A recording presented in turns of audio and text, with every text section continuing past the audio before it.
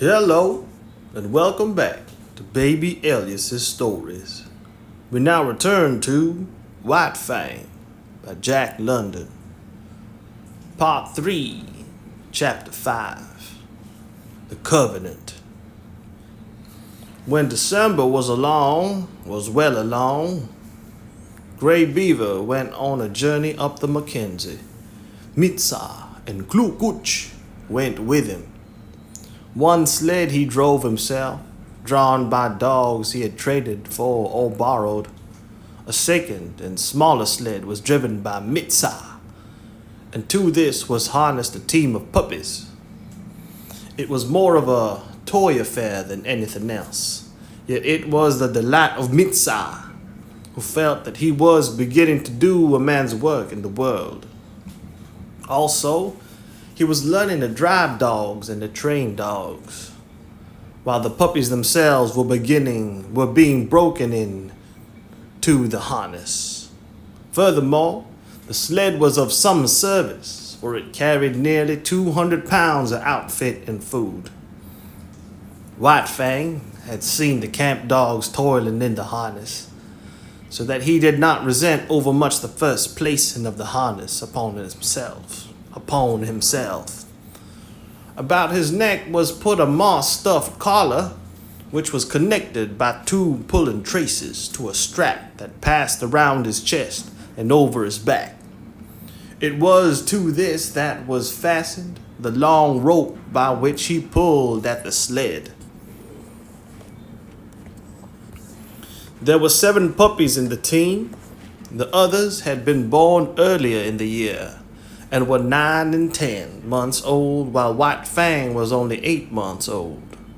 Each dog was fastened to the sled by a single rope. No 2 ropes were of the same length, while the difference in length between any 2 ropes was at least that of a dog's body. Every rope was brought to a ring at the front end of the sled. The sled itself was without runners, being a birch bark toboggan, with upturned forward end to keep it from plowing under the snow. This construction enabled the weight of the sled and load to be distributed over the larger snow surface, for the snow was crystal powder and very soft. Observing the same principle of widest distribution of weight, the dogs at the ends of their ropes radiated fan fashion from the nose of the sled, so that no dog trod in another's footsteps. This was, furthermore, another virtue in the fan formation. The ropes of varying length prevented the dogs attacking from the rear those that ran in front of them. For a dog to attack another, it would have to turn upon one at a shorter rope, in which case it would find itself face to face with the dog attacked, and also it would find itself facing the whip of the driver. But the most peculiar virtue of all lay in the fact that the dog that strove to attack one in front of him must pull the sled faster, and that the faster the sled traveled, the faster could the dog attacked run away. Thus, the dog behind could never catch up with the one in front. The faster he ran, the faster ran the one he was after, and the faster ran all the dogs. Incidentally, the sled went faster, and thus by cunning indirection did man increase his mastery over the beasts. Mitsa resembled his father, much of whose grey wisdom he possessed. In the past, he had observed Lip Lip's persecution of White Fang, but at that time, Lip Lip was another man's dog, and Mitsa had never dared more than to shy an occasional stone at him. But now Lip Lip was his dog, and he proceeded to wreak his vengeance on him by putting him at the end of the longest rope. This made Lip Lip the leader, and was apparently an honor. But in reality, it took away from him all honor, and instead of being bully and master of the pack, he now found himself hated and persecuted by the pack. Because he ran at the end of the longest rope, The dog had always the view of him running away from them. All that they saw of him was his bushy tail and fleeing hind legs, a view far less ferocious and intimidating than his bristly mane and gleaming fangs. Also, dogs being so constituted in their mental ways, the sight of him running away gave desire to run after him and a feeling that he ran away from them. The moment the sled started, the team took after Lip Lip in a chase that extended throughout the day. At first, he had been prone to turn upon his pursuers, jealous of his dignity and wrathful. But at such times, Mitsar would throw the stinging lash of the 30-foot caribou gut whip into his face and compel him to turn tail and run on. Lip Lip might face the pack, but he could not face that whip. And all that was left him to do was to keep his long rope taut and his flanks ahead of his teeth of his mates. But a still greater cunning lurked in the recesses of the Indian mind. To give point to unending pursuit of the leader, Mitsar favored him over the other dogs. These favors aroused in them jealousy and hatred. In their presence, Mitsar would give him meat and would give it to him only. This was maddening to them. They would rage around just outside the throwing distance of the whip, while Lip Lip devoured the meat and Mitsar protected him. And when there was no meat to give, Mitsar would keep the team at a distance and make believe to give meat to Lip Lip. White Fang took kindly to the work. He had traveled a great distance than the other dogs in the yielding of himself to the rule of the gods. And he had learned more thoroughly the futility. He had learned more thoroughly the futility of opposing their will. In addition, the persecution he had suffered from the pack had made the pack less to him in the scheme of things, and man more. He had not learned to be dependent on his kind for companionship. Besides, Chi-Chi was well nigh forgotten, and the chief outlet of expression that remained to him was in the allegiance he tendered the gods he had accepted as masters. So he worked hard, learned discipline, and was obedient. Faithfulness and willingness characterized his toil. These are essential traits of the wolf and the wild dog when they have become domesticated. And these traits White Fang possessed in unusual measure. A championship did exist between A companionship did exist between White Fang and the other dogs, but it was one of warfare and enmity. He had never learned to play with them. He knew only how to fight, and fight with them he did, returning to them 100-fold the snaps and slashes they had given him in the days when Lip Lip was leader of the pack. But Lip Lip was no longer leader, except when he fled away before his mates at the end of his rope, the sled bounding along behind. In camp, he kept close to Mitsar or Gray Beaver or Klondike. He did not dare venture away from the gods, for now the fangs of all dogs were against him, and he tasted to the dregs the persecution that had been White Fang's. With the overthrow of Lip Lip, White Fang could have become leader of the pack, but he was too morose and solitary for that. He merely thrashed his teammates. Otherwise, he ignored them. They got out of his way when he came along, nor did the boldest of them ever dare to rob him of his meat. On the contrary, they devoured their own meat hurriedly for fear that he would take it away from them. White Fang knew the law well. to oppress the weak and obey the strong. He ate his share of meat as rapidly as he could, and then woe the dog that had not yet finished. A snarl and a flash of fangs, and that dog would wail his indignation to the uncomforting stars while White Fang finished his portion for him. Every little while, however, one dog or another would flame up in revolt and be promptly subdued. Thus White Fang was kept in training. He was jealous of the isolation in which he kept himself in the midst of the pack, and he fought often to maintain it. But such fights were of brief duration. He was too quick for the others. They were slashed open and bleeding before they knew what had happened, were whipped almost before they had begun to fight. As rigid as the sled discipline of the guards was the discipline maintained by White Fang amongst his fellows. He never allowed them any latitude. He compelled them to an unremitting respect for him. They might do as they pleased amongst themselves. That was no concern of his. But it was his concern that they leave him alone in his isolation, get out of his way when he elected to walk among them, and at all times acknowledge his mastery over them.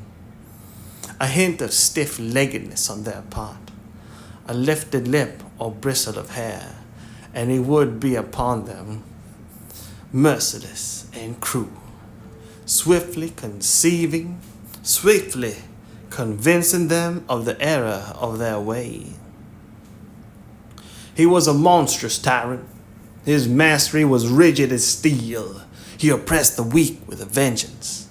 Not for nothing had he been exposed to the pitiless struggles for life in the day of his cubhood, when his mother and he, alone and unaided, held their own and survived in the ferocious environment of the wild.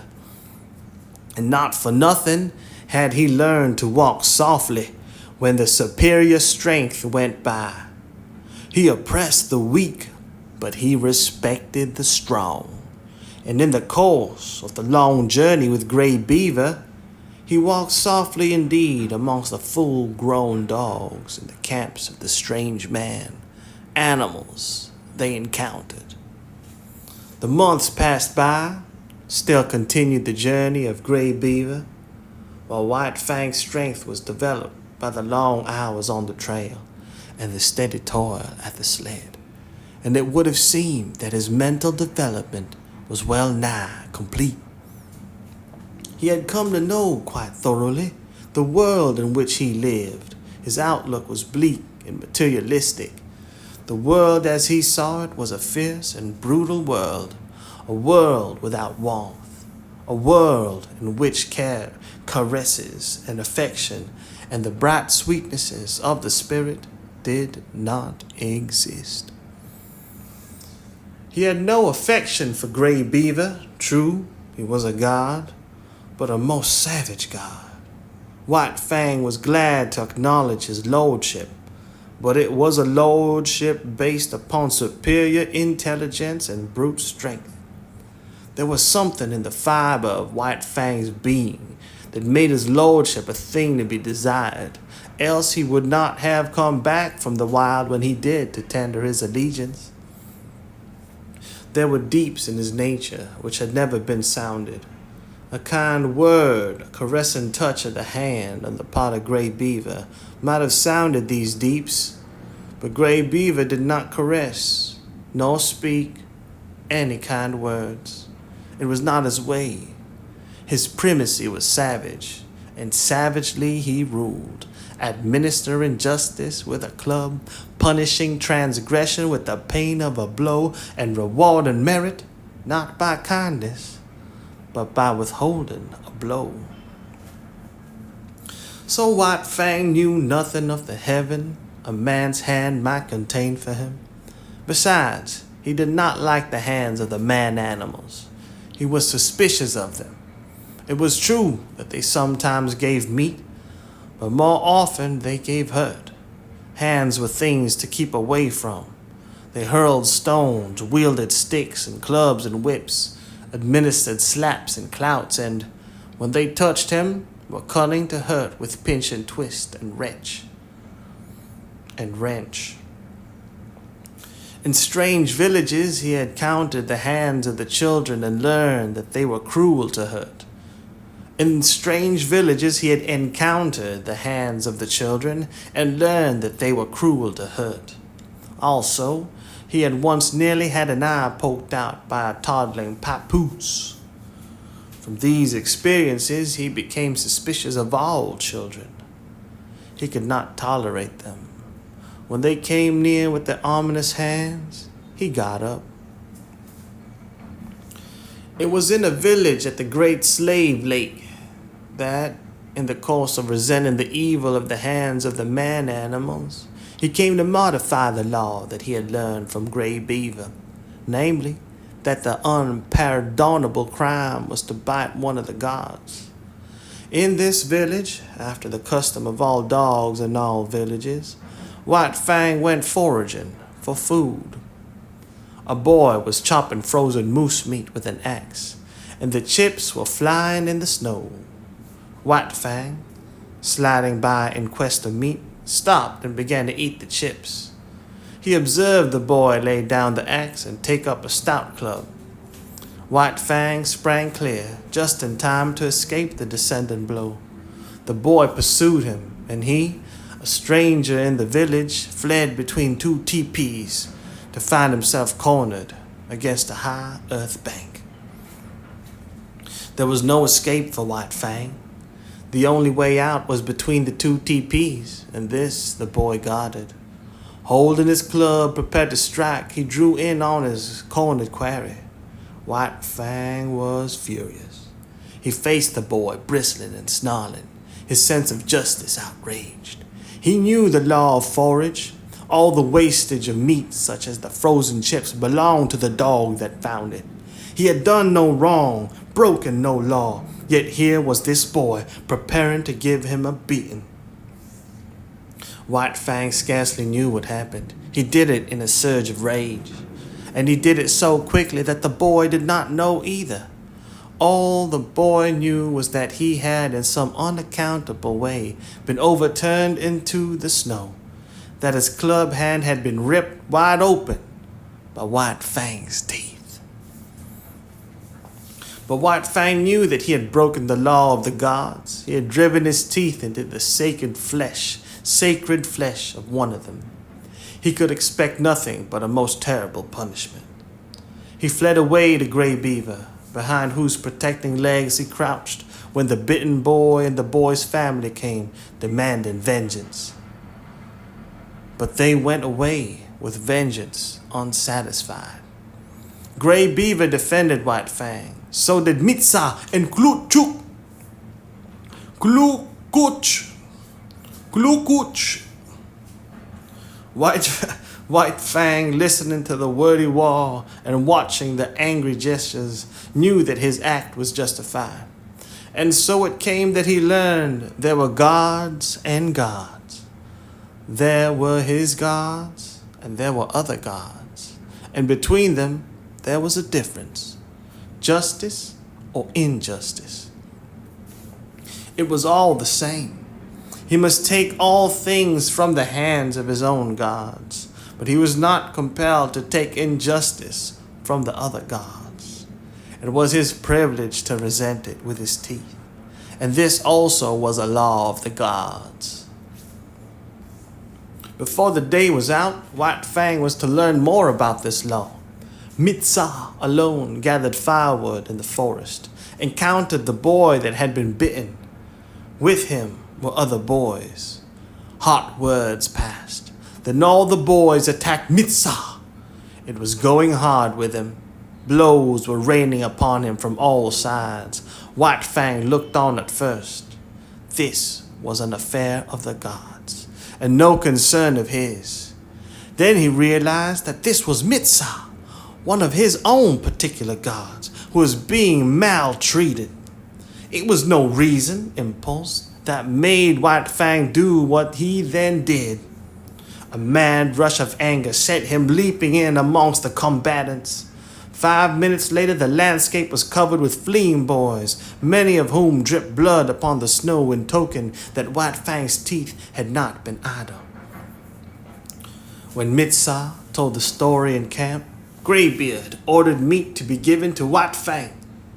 He ordered much meat to be given, and White Fang, gorged and sleepy by the fire, knew that the law had received its verification.